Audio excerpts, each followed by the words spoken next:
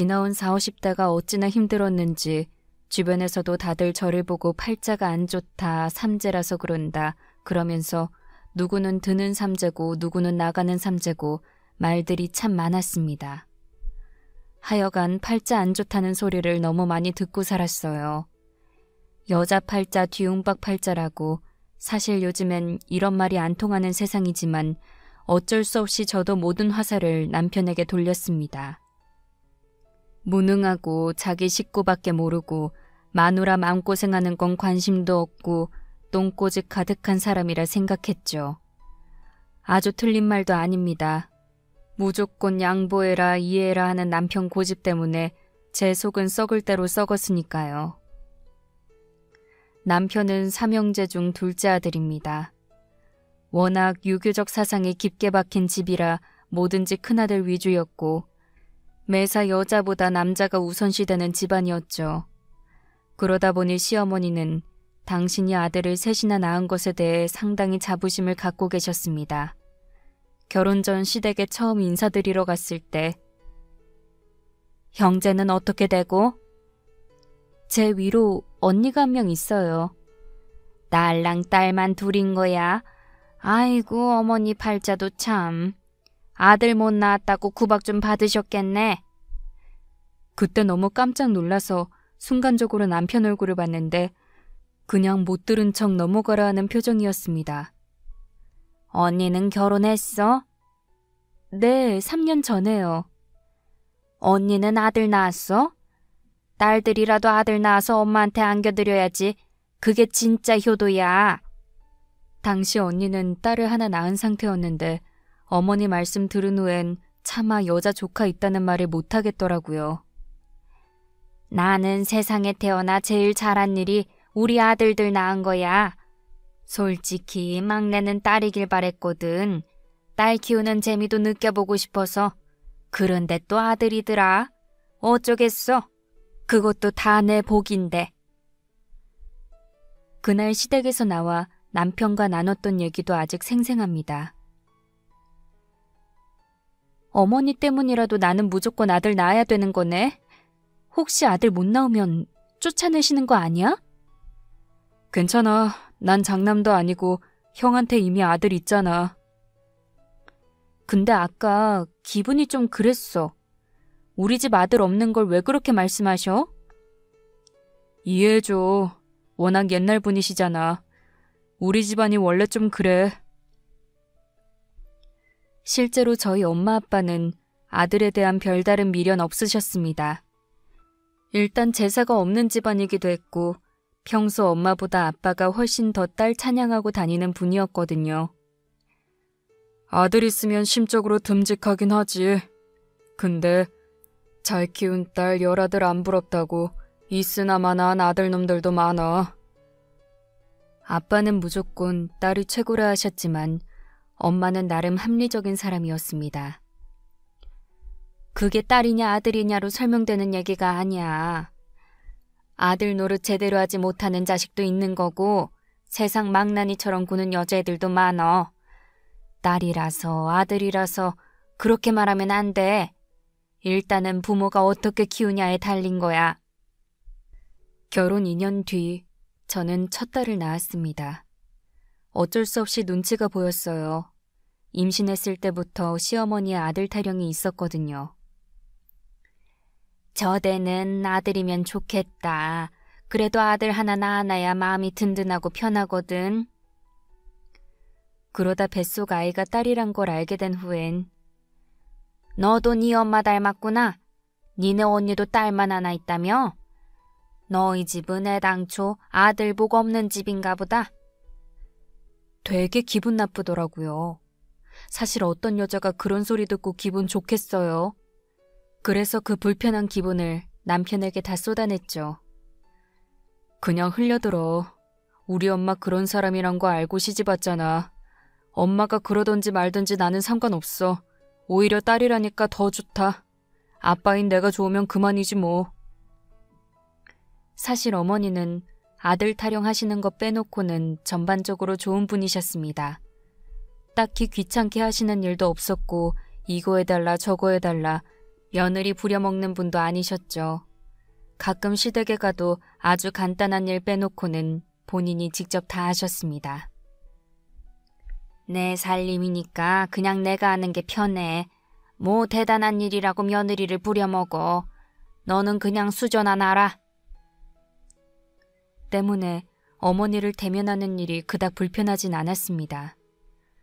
사실 어머니가 그렇게 된 데에는 저희 손윗 동서이자 집안의 큰 며느리인 형님의 공이 컸어요. 사실 공이라고 표현하기엔 좀 그렇지만 어쨌거나 제 입장에선 조금이라도 덕을 받기에 고마운 면이 없지 않았죠. 형님은 저보다 6년 먼저 시집을 왔는데 시작부터 고부 갈등이 장난 아니었다고 합니다. 형이랑 대학 때부터 연애하다 결혼했거든. 엄마가 처음엔 죽어도 결혼은 안 된다고 했었어. 일단 형보다 나이도 1살 많았고 연애할 때부터 걸핏하면 시끄럽게 굴었거든. 시끄럽게 굴다니? 뭐가? 연애하다 보면 가끔 싸울 수도 있잖아. 그럴 때마다 분이 안 풀리면 오밤중에 술에 만취해서 집으로 전화하고 막 찾아오고. 부모님 2분 다 계신데도 막무가내였어. 그러니 엄마가 좋아할 리 없지. 어머니는 자고로 여자는 조신해야 된다, 예쁘고 얌전해야 된다 하시는 분이어서 어린 여자애가 술 먹고 집에 들이닥쳤다니 그야말로 기함하셨을 겁니다. 그뿐만이 아니야. 엄마가 결혼 반대한다고 했을 때도 당당하게 집에 찾아와서 한바탕 난리쳤었거든. 그 모습 보고 어떤 엄마가 며느리 맡고 싶겠어. 그럼에도 결혼을 시킬 수밖에 없었던 건 덜컥 애부터 가졌더랍니다. 물론 애 갖는 일이 여자 혼자 하는 건 아니지만 어머니 입장에선 가뜩이나 마음에 안 드는데 혼전 임신까지 했으니 예뻐할래야 예뻐할 수 없었던 거죠. 모르긴 몰라도 여자가 함부로 몸뚱이 굴렸다 생각하고도 남을 뿐이었습니다. 그래도 아들을 낳았으니 좋아하셨겠네. 좋아하셨지. 그러다 보니 기세가 역전된 거야. 그때부터 형수님의 기가 분기탱천하기 시작했어. 아버지 어머니한테 따박따박 말대답하고 싫은 소리 한마디라도 들으면 집안의 대를 이어줄 아들 낳아줬는데 뭐가 불만이냐 대들고, 명절이나 제삿날에 일도 안 하고 장손 낳아줬다는 구실로 걸핏하면 돈 달라 하고. 사실 나도 형수한테 쌓인 거 많아. 그나마 형 얼굴 봐서 참고 있는 거야. 아들 가진 엄마라면 며느리 맞은 이후 하고 싶은 일들이 많을 겁니다. 그 중에는 분명 시어머니로서 갑질 비슷한 것도 있을 거예요. 제 시어머니 같은 경우엔 안 그래도 아들 부심 강하고 유교적 사고방식이 짙은 분이라 그야말로 손 하나 까딱 안 하고 싶으셨을 텐데 첫 번째 며느리부터 강적을 만난 셈이었죠. 시어머니가 시키면 시키는 대로 죽는 신용까지 하는 거 그거 다 옛날 얘기잖아. 요즘이 어떤 시대인데? 그러니까 동서도 너무 부담 갖지 마. 하고 싶은 말 있으면 다 하고 아니다 싶은 건 딱 잘라 거절해. 동서가 시부모님 해달라는 대로 다 해주면 괜히 나만 나쁜 며느리 될지 모르니까. 형님과 첫 대면 때 들었던 말입니다. 첫인상부터 보통 내기 아니다 싶은 생각이 들더군요. 어쨌든 저는 딸을 낳고 3년 후에 아들을 낳았습니다. 그때는 저도 묘하게 가스라이팅 된 건지 아들 소식을 가장 먼저 시어머니에게 알렸죠. 그래? 아들이래? 잘했다, 잘했어. 이제야 내가 발 뻗고 자겠다. 얼른 친정엄마한테도 알려드려. 결국 너가 네 엄마 안을 풀어주는구나. 저희 엄마는 애당초 아들 못 낳은 한이라는 게 없었지만 그래도 어머니 마음은 약간은 이해가 됐습니다. 친정엄마도 시어머니 말에 딱히 기분 나빠하지 않으셨어요. 원래 그런 분이니까 대충 듣고 넘어가.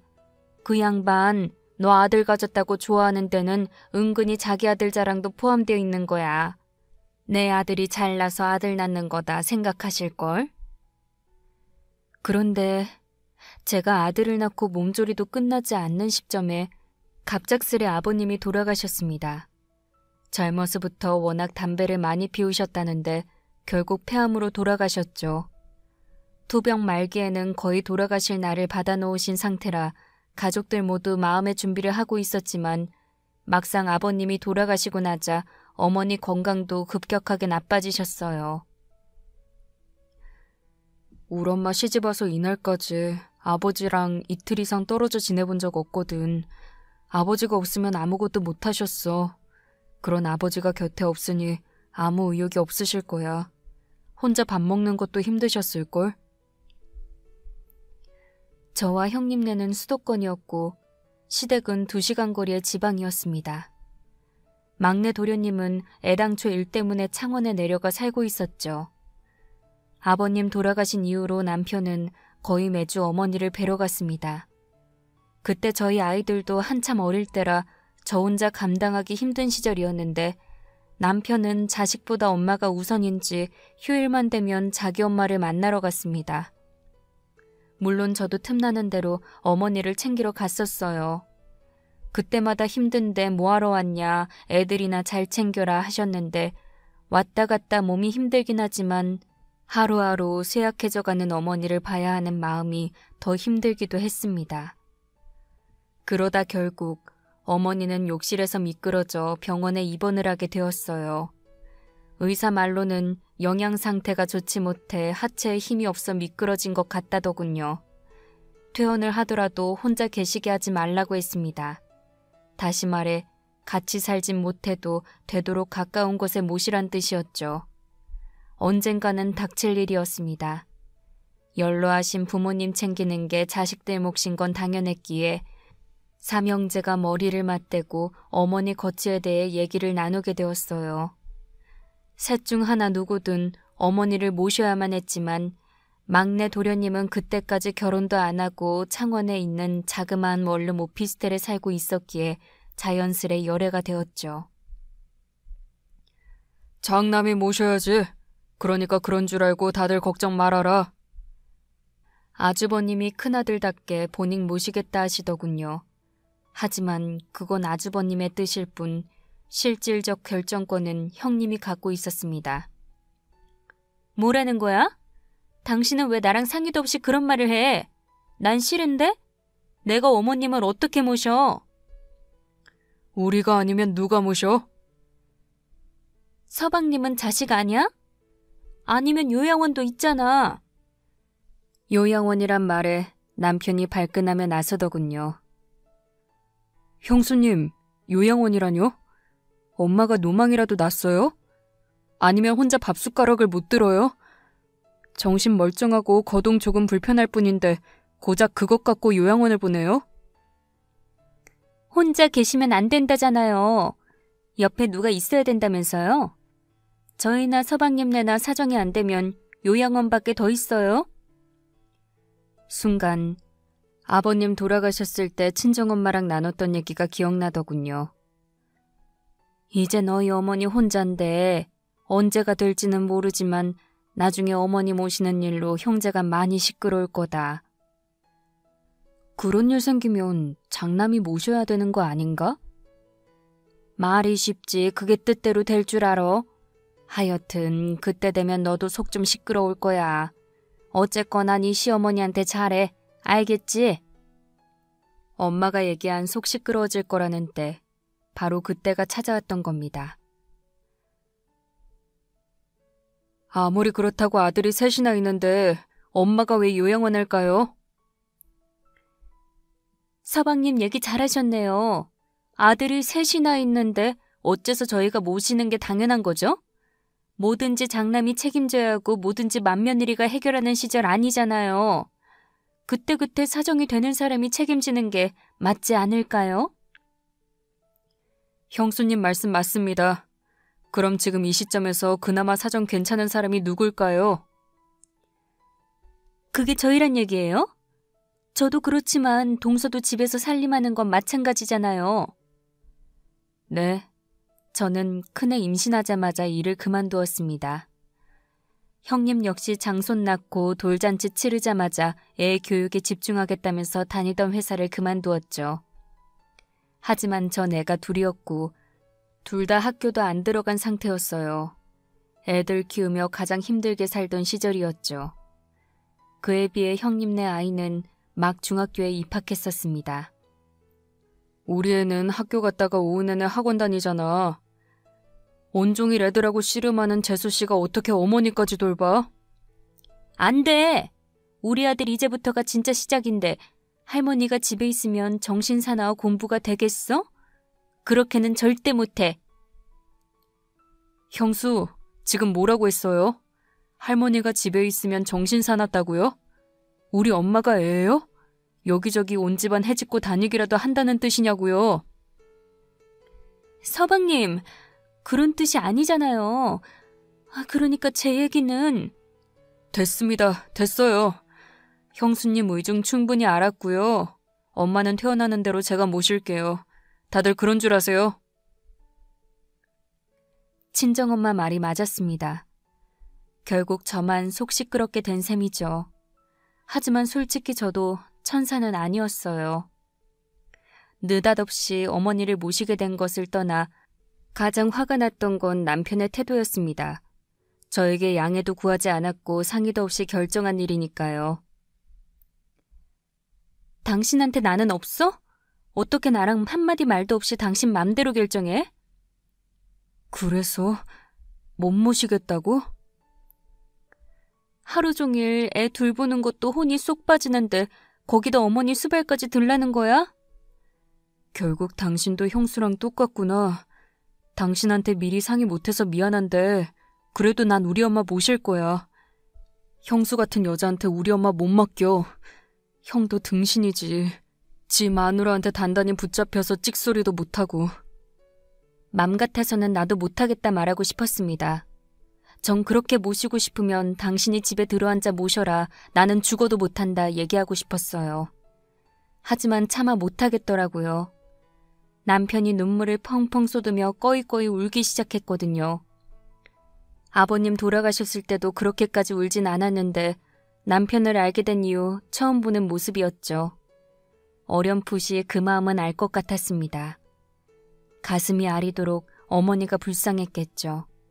저 역시 어머니가 가여웠으니까요. 결국 다른 방법이 없었습니다. 저희 집에 모시는 수밖에요. 집으로 어머니를 모셔오긴 했지만 어떻게 해야 될지 모르겠더라고요. 게다가 어머님이 지나치게 눈치를 보셔서 오히려 그게 더 불편했어요. 다리 움직이기도 성치 않은데 집안일 돕겠다며 청소하고 걸레질하고 그 모습을 봐야 하는 저는 정말 돌아버릴 지경이었습니다. 어머니, 이런 거 하지 마세요. 애들 먼저 챙긴 다음에 제가 알아서 할 거예요. 너 고생하는 거 뻔히 보면서 어떻게 놀고 먹겠냐? 뭐라도 도와야지. 아니에요. 그냥 편히 쉬세요. 힘들어도 제가 할게요. 아시겠죠? 정작 시어머니와 저는 큰 트러블 없이 잘 지냈습니다. 뭐라도 돕고 싶어 하시는 어머님 마음 헤아리고 싶어서 콩나물 다듬기나 빨래 개기 같은 간단한 일만 부탁드렸고요. 아이들에게도 할머니 힘들게 하지 말라고 단단히 당부했죠. 문제는 남편이었어요. 지극해도 어찌나 지극한지 퇴근해서 돌아오면 어머니한테 무슨 일 없었는지 식사는 제대로 하셨는지 마치 저는 매일매일 숙제 검사 받는 기분이었습니다. 밥은 왜 이렇게 질어? 엄마 진밥 싫어하신단 말이야. 그리고 이 반찬은 언제까지 밥상에 올릴 거야? 애들 좋아하는 반찬 위주로 하지 말고 어머니한테 신경 좀 써. 남편이 잔소리를 퍼부을 때마다 우라통이 치밀어 올랐습니다. 벌어다주는 돈은 시원치 않은데 애들은 뒤돌아서면 배고프다 하고 하나둘 학원까지 보내야 했기에 매달 빠듯하게 살았거든요. 그런데 거기다가 밥상머리 반찬 투정을 하니 정말 못 살겠더라고요. 나 당신한테 돈 못 번다고 잔소리하고 싶지 않아. 당신이 못 벌면 나라도 나가서 벌면 되니까. 근데 당신도 알다시피 내가 돈 벌 수 있는 사정이 안 되잖아. 그런데 거기다 대고 이래라 저래라 하면 나더러 어떡하라는 거야? 하다 돈 벌고 싶다는 핑계 대는 거야? 당신 지금 엄마 모시기 싫어 잔머리 쓰는 거지? 내가 모를 줄 알고? 남편의 마음속은 오기로 가득 차 있었습니다. 자기 형과 형수에 대한 반감이 오기로 변해서 이를 부득부득 가는 느낌이었죠. 실제로 어머니를 모신 이후 형과 거의 의절하다시피 했어요. 가끔 막내 도련님만 집에 들르곤 했는데 그럴 때마다 도련님 붙잡고 아주버님 욕을 한 바가지씩 쏟아냈습니다. 너 그거 알지? 우리 삼형제 중에 형이 제일 공부 못한 거. 머리는 막내 너가 제일 좋았잖아. 그런데도 형만 대학원 가고 너랑 나랑은 못 갔지. 아버지가 우리한테는 대학만 나와도 공부할 만큼 한 거라고 했는데 무조건 장남이 잘 돼야 동생들까지 잘 되라는 거라더니 이게 뭐냐? 너 형한테 용돈 한 번 받아본 적 있어? 용돈이 다 뭐야. 장손 입학식 졸업식 할 때마다 나한테 뜯어간 선물이랑 돈이 얼만데. 그래서 집안에 며느리가 잘 들어와야 되는 건데 형은 어디서 이상한 여자 데리고 와서 집안을 이 꼴로 만들어? 사업한답시고 아버지 재산도 다 말아먹고. 엄밀히 말하면 아버지 재산 말아먹은 건 큰형수잖아. 프랜차이즈 하고 싶다고 난리쳐서 갖고 가. 그거 망하면 부동산 투자한다고 갖고 가. 갖고 가는 족족 다 날리고.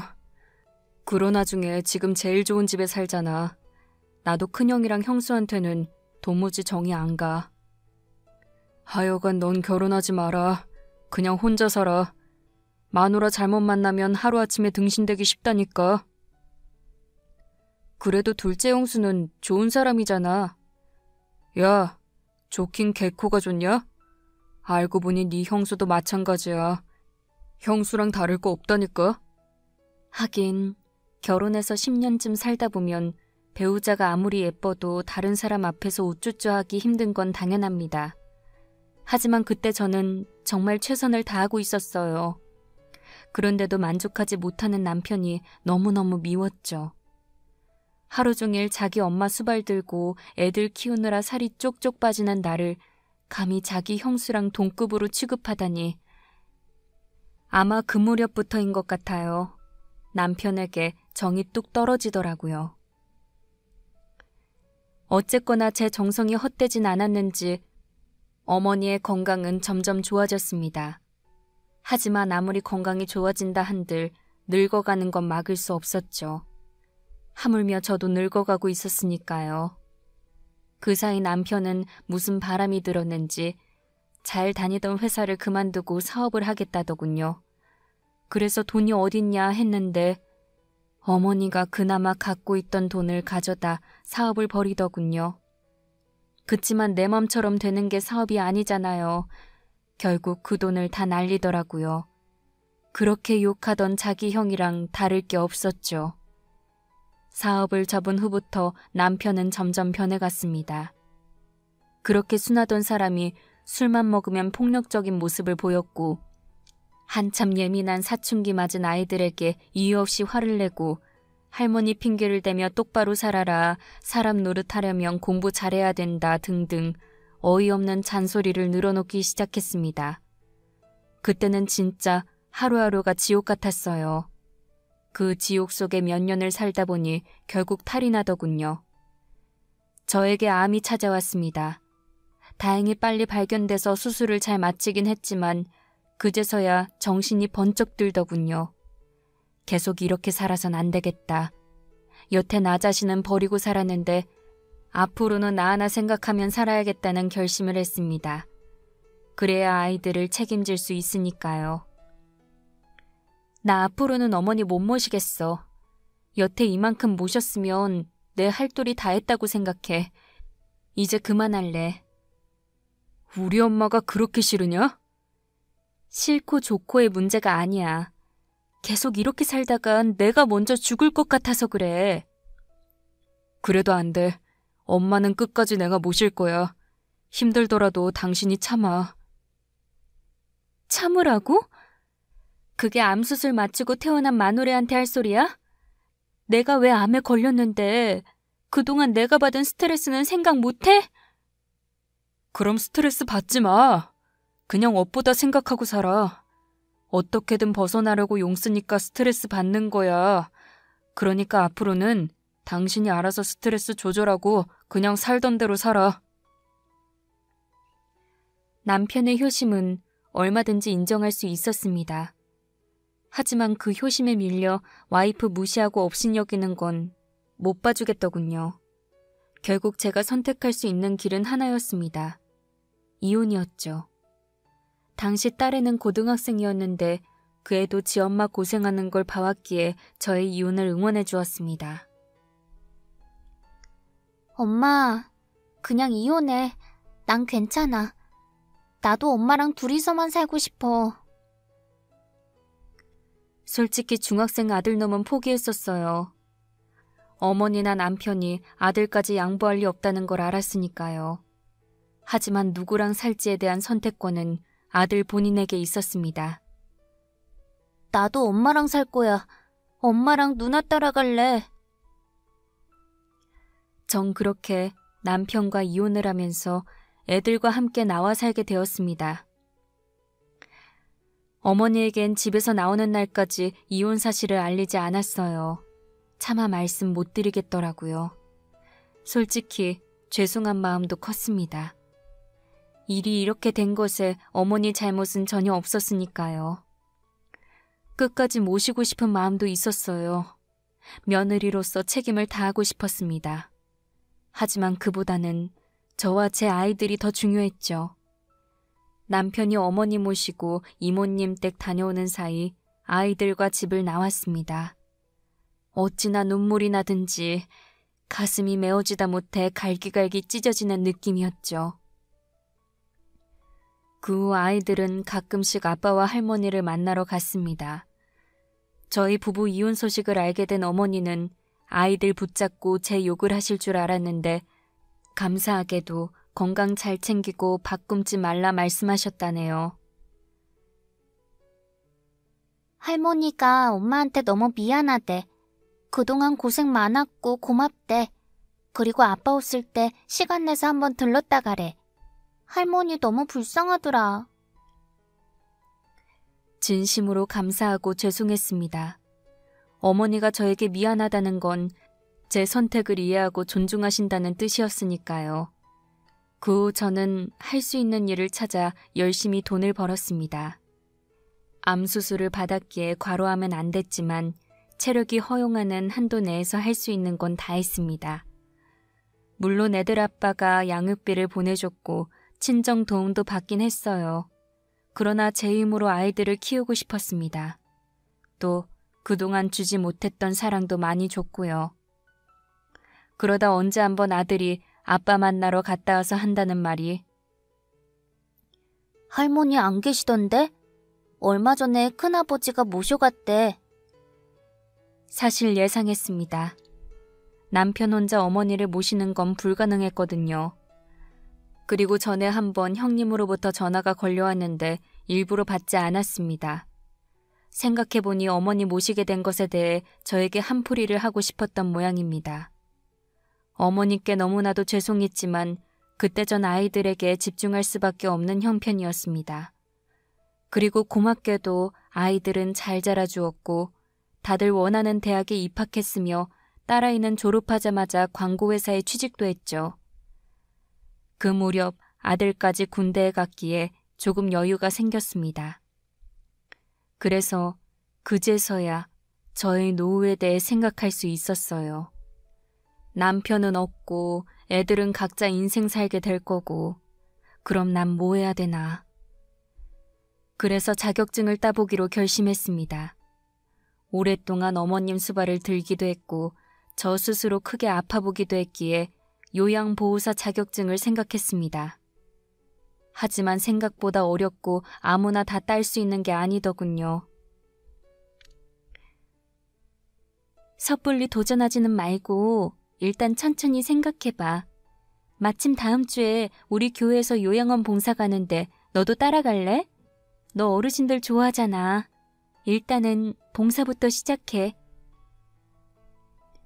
언니에게 상의했더니 봉사부터 시작해보라길래 그것도 나쁘지 않겠다 싶었습니다. 그래서 언니 교회 사람들을 따라 요양원 봉사를 가게 됐는데요.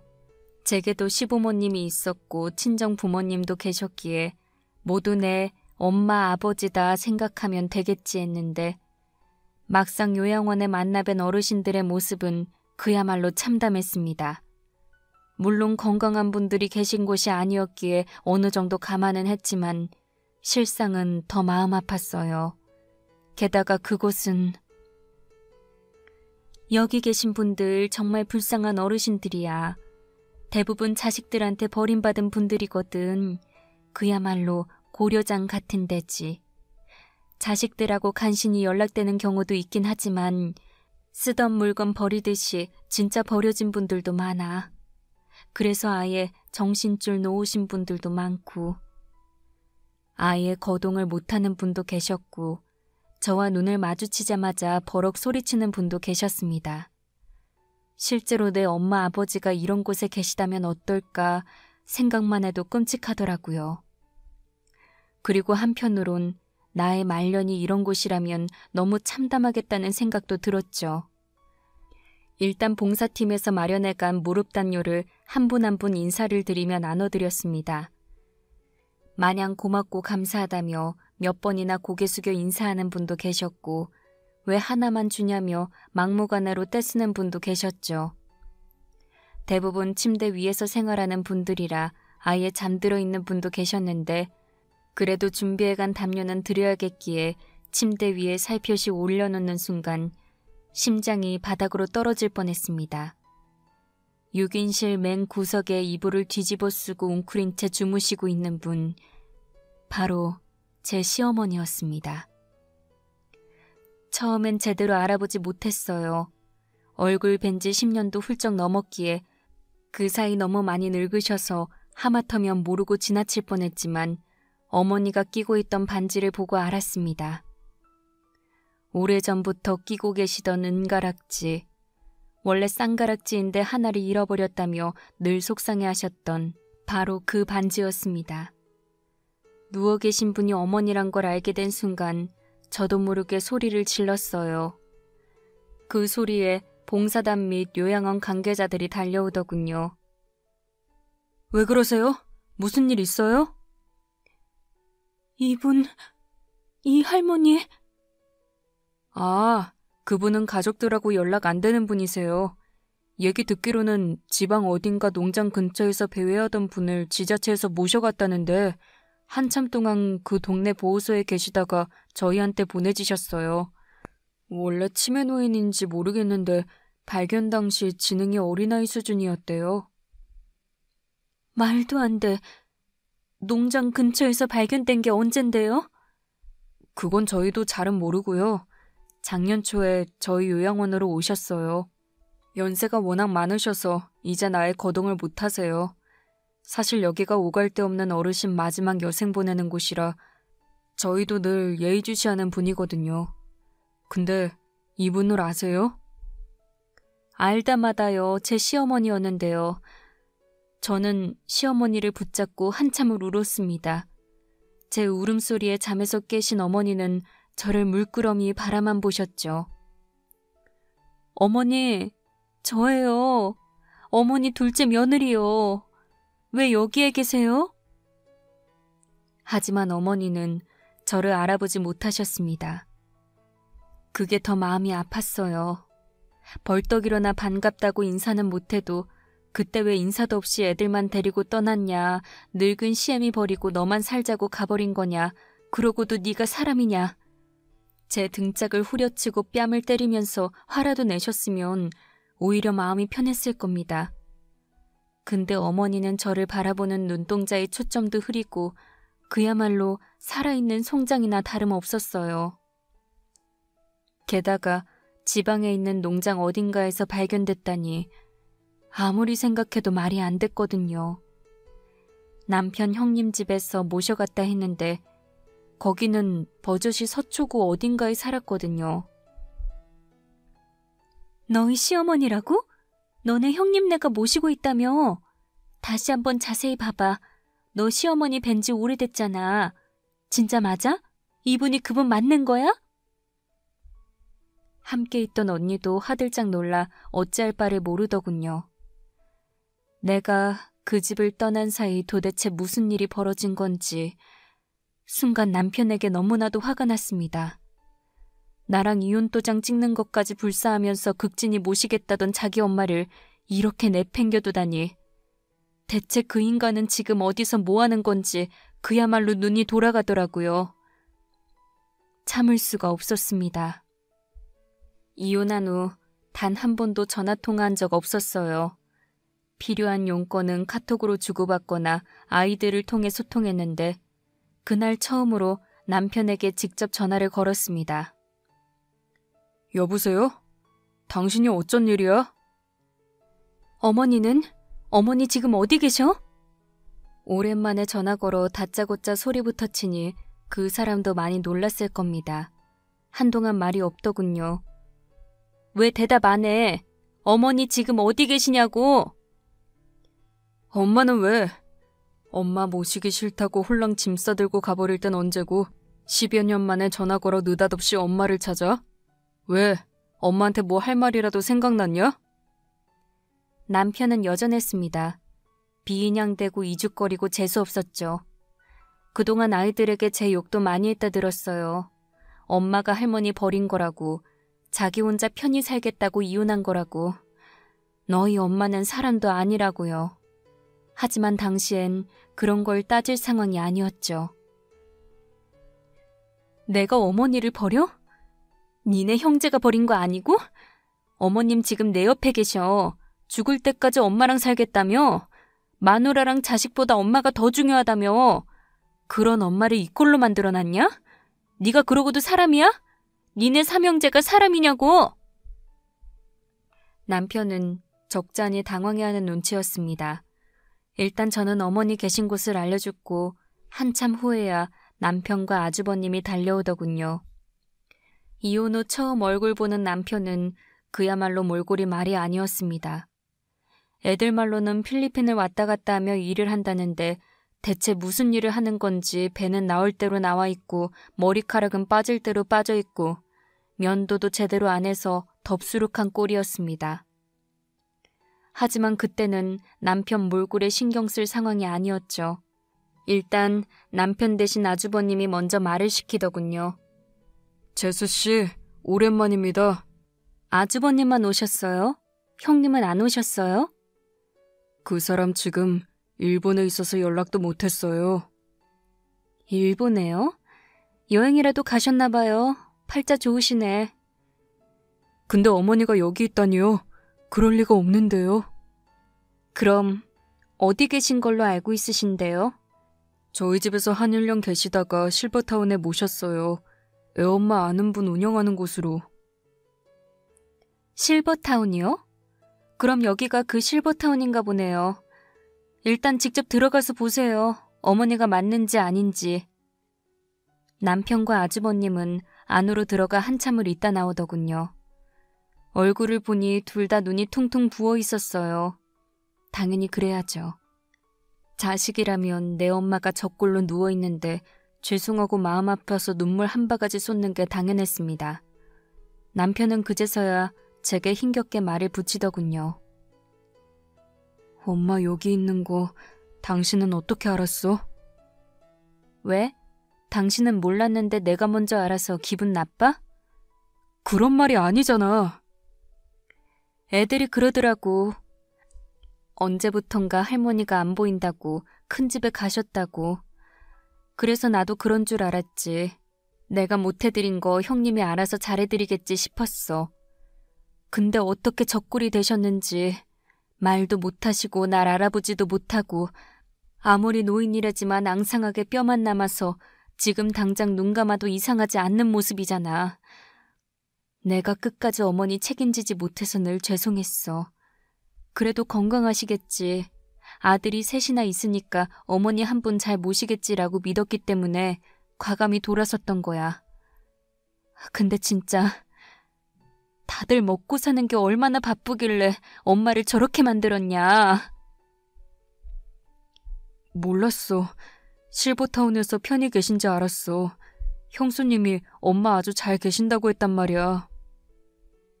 실버타운? 저기 지방에 어딘가에 있는 농장 근처에서 노인 혼자 돌아다니다 발견됐다던데?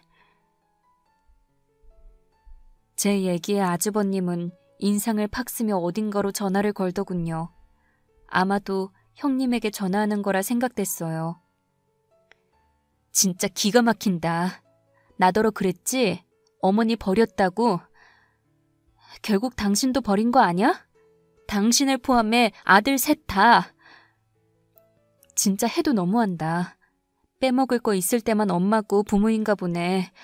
아주버님이나 당신이나 어머님 아버님 돈 갖다 쓸 때만 좋았지? 역시나 팩트폭행 앞에선 남편이나 아주버님이나 아무 말 못하더군요. 맘 같아선 당장이라도 제가 어머니 모시고 오고 싶었습니다.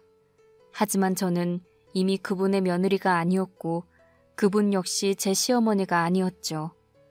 일단은 직계 자식들을 만나게 했으니 제 할 일은 다 했다 생각하고 집으로 와버렸어요. 어머니가 어떠신지 혹시 이제라도 나를 알아보시지 않을까 다시 그 요양원으로 달려가 뵙고 싶었지만 애써 꼭 참았습니다. 내 아이들의 친할머니이긴 했지만 저에겐 그런 권한이 없으니까요. 애들 아빠한테 연락이 온 건 그 후 3일 뒤였습니다. 어머님 아주버님 댁으로 모셨다고 미안하지만 꼭 좀 와달라 하더군요. 영 내키진 않았지만 그래도 어머님은 뵙고 싶었어요. 그래야 딸아이와 함께 아주버님 댁으로 향했습니다. 동서 오랜만이네. 혼자 오면 혹시 험한 꼴이라도 당할까봐 딸내미 대동하고 온 거야? 센 척하는 싸가지는 여전했습니다. 싸가지는 여전했지만 외모는 확 바뀌어 있더군요. 길 가다 만나도 모를 만큼 여기저기 많이도 고쳤더라고요. 어머니는요? 이혼하면서 우리 집안하고 갈라선 게 언젠데 아직도 어머니야? 어머니 뵙고 인사부터 드리고 나올게요. 저는 딸아이와 함께 어머니 계신 방으로 들어갔습니다. 유학가서 비어있는 장손방에 조용히 누워 계시더군요. 할머니 저예요. 딸아이도 오랜만에 보는 할머니 얼굴을 보자마자 눈물을 쏟더라고요. 엄마, 할머니 왜 이래? 왜 이렇게 말랐어? 저와 딸애를 바라보는 눈동자 속에는 아무것도 차있지 않았습니다. 마치 공기만 가득 차있는 듯 공허하고 희미했죠. 그때 남편이 들어오더라고요. 엄마, 나도 못 알아보셔. 내일 병원에 모셔가서 검사받기로 했는데 아무것도 기억 못하시는 것 같아. 유학 간 장손, 그리고 군대가 있는 제 아들 빼고 모든 자식이 모여있는데도 정작 어머니는 기뻐하지도 못하고 계셨죠. 어제 당신이 그랬지? 엄마 지방 어딘가 농장 부근에서 발견됐다고. 나도 요양원 사람한테 들은 얘기야. 자세히는 몰라. 남편과 서방님은 단단히 화가 나 있었습니다. 근영수, 엄마 잘 계신다면서요. 실버타운에서 잘 먹고 잘 지낸다면서요. 이게 잘 먹고 잘 지낸 노인 모습이에요? 형님은 아무 말도 못하고 있었습니다. 사실 저도 묻고 싶은 게 많았어요. 어머니가 대체 왜 저런 모습으로 계신 건지, 그 실버타운은 어딘지 하나하나 묻고 싶었지만 그 자리에서 제 위치는 어머니 모시기 싫다고 이혼까지 한 며느리였기에 아무 말도 할 수 없었습니다. 대신 남편과 서방님이 형님을 상대로 취조를 하기 시작했죠. 제가 형수한테 어머니 부탁했을 때 뭐라고 하셨어요? 새 식구 살기도 빠듯한데 입 하나 더 늘어서 허리띠 졸라매야 된다고. 그래서 저 갖고 있던 주식 싹 팔아서 형수님께 드렸잖아요. 그러다 실버타운에 모시게 됐다며 거기가 별 5개 호텔급이라고 매달 저희한테 돈 받아가셨죠. 아니에요? 저 진짜 이혼한 전처 앞에서 이런 말하기 부끄럽지만 애들 양육비랑 형수님께 드릴 돈이랑 그거 마련하느라 몸이 부서져라 이랬어요. 남도 아닌 내 새끼 내 엄마니까. 근데 이게 뭐예요? 어머니 왜 저러고 계시냐고요? 애들 삼촌도 가만히 듣고만 있지 않았습니다.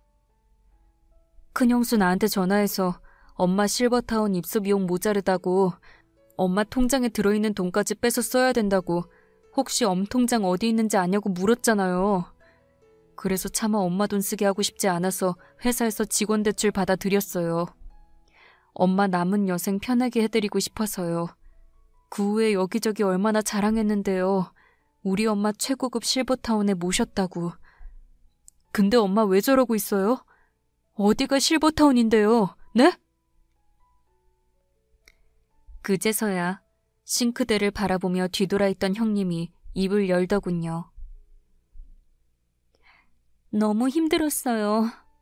진짜 미칠 듯이 힘들었어요. 맏며느리면 무조건 군소리 없이 어머님 모셔야 돼요?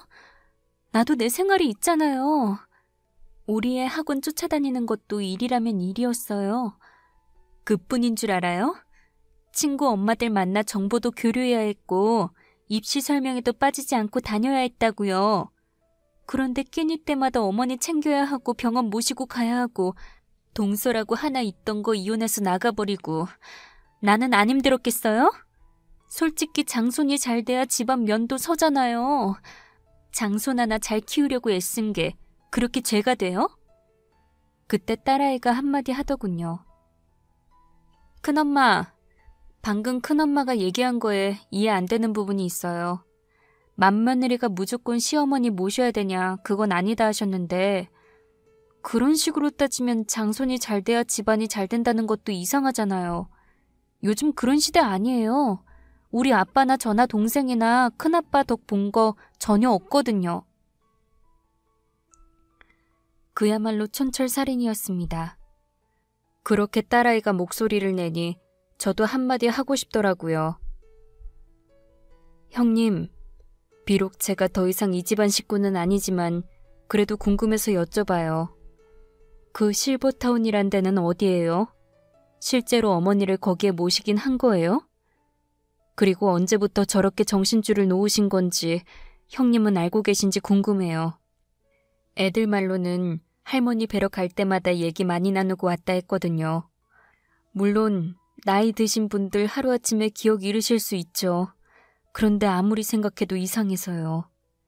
실버타운 들어가기 전부터 저러신 건지 아니면 거기 들어간 이후에 저렇게 되신 건지 형님은 아실 거 아니에요. 지금 여기 어머니 자식들 다 모여있는데 그 누구도 못 알아보시잖아요. 형님은 아무런 대답을 못했습니다. 그렇게 모두가 집안 맏며느리의 대답을 기다리고 있었고 잠시 후 그때까지 아무 말 안 하고 있던 아주버님이 드디어 입을 열더군요. 어디야? 그 실버타운이라는 데가? 형도 몰랐어? 어떻게 형도 모를 수 있어? 여보, 말해봐. 그 실버타운은 어딘데? 형님은 아무 말도 못하고 있었습니다. 답답했습니다. 대체 뭘 숨기고 있는 걸까? 결국 참고 있던 감정을 터뜨린 아주버님이 버럭 소리를 치더군요. 말 안 해? 거기 어디냐고? 왜 소리를 쳐? 일단 당신 동생들 다 보내고 나랑 따로 얘기해. 뭘 따로 얘기해? 나만 엄마 아들이야? 여기 엄마 아들 셋 다 모여있는 데서 똑바로 얘기하라고? 아주버님은 그동안 형님에게 말 한마디 못하고 꽉 잡혀 살았습니다. 그래서 남편과 도련님의 불만도 많았고요. 어머님도 그 사실을 알고 계셔서 그저 아들 편하라고 그 어떤 간섭도 하지 않으셨죠. 분명 어머님 모시는 일도 형님 맘대로 진행했을 거예요. 당연히 모시기 싫었겠죠. 그래서 두 시동생한테 돈을 받아갔을 겁니다. 그렇게라도 보상을 받고 싶었을 테니까요. 아주버님이 어머니에 대해 이것저것 묻기라도 하면 자기가 다 알아서 할 테니 걱정 말아라, 그저 돈이나 벌어와라 했을 겁니다. 그런데 아주버님도 사람이었고 아들이었던 거죠. 눈물을 글썽이며 몸을 파르르 떨며 그 어떤 망설임 없이 그동안 찍소리 못하고 살았던 아내에게 당당히 큰 소리를 치고 있었습니다. 솔직히 말 안 해? 엄마 어떻게 된 거냐고! 형님은 코너에 몰려 있었습니다. 빠져나갈 구멍이 없어 보였어요. 아마 저 말고도 모두 같은 생각이었을 겁니다. 어머니를 모셨다던 실버타운 같은 건 애당초 있지도 않았다는 걸요. 맞아. 어머님 버렸어. 그냥 길바닥에 버리고 왔어. 싫었어. 너무너무 싫었어. 하루 종일 나만 바라보고 있는 것도 싫었고 내 눈치 보는 것도 싫었고 밥 먹는 것도 내 집에서 잠자는 것도 다 싫었어. 그래서 버렸어. 어머님 목소리, 어머니 냄새, 어머니 자체가 싫었어. 내가 왜 어머니를 모셔야 되는데? 내 엄마도 아니잖아. 형님의 말이 떨어지기 무섭게 아주버님의 손이 올라갔습니다. 하지만 아무도 말리지 않았어요. 저도 차마 말릴 수가 없더라고요. 솔직한 심정으론 저 역시 따귀한테 치고 싶었으니까요. 남편과 도련님은 오열을 하기 시작했고 딸아이는 지 아빠를 다독였습니다. 큰형수, 아니 이젠 큰형수도 아니야. 나 저 여자 절대 용서 못해. 이건 명백한 범죄야. 무슨 수를 써서라도 어떻게든 감옥에 쳐넣을 거야. 울고 있는 삼형제를 보자니 가슴이 너무 아팠습니다. 그리고 아무것도 모른 채 방에 누워 계신 어머님께 너무 죄송했어요. 그때 내가 조금만 더 참았더라면, 그냥 내가 짊어지고 갔더라면 이런 처참한 일은 없었을 텐데 후회의 눈물이 끝도 없이 쏟아졌어요.